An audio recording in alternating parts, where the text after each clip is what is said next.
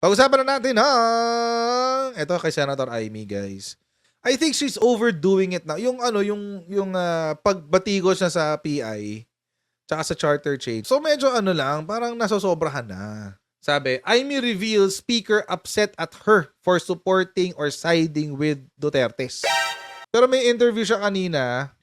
So nung sinabi na these are not allegations, these are facts. Tapos tinanong siya, where are these where are these things coming from?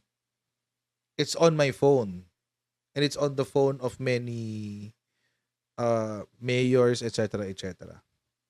Wala naman kami access sa phone mo, madam. Di ba? Wala naman kaming access sa telepono ng mga tao sa paligid nyo, sa mga tao sa politiko. To some degree, I'm still supporting si Senator Amy, pero she wasn't like this before. Hindi siya ganito dati.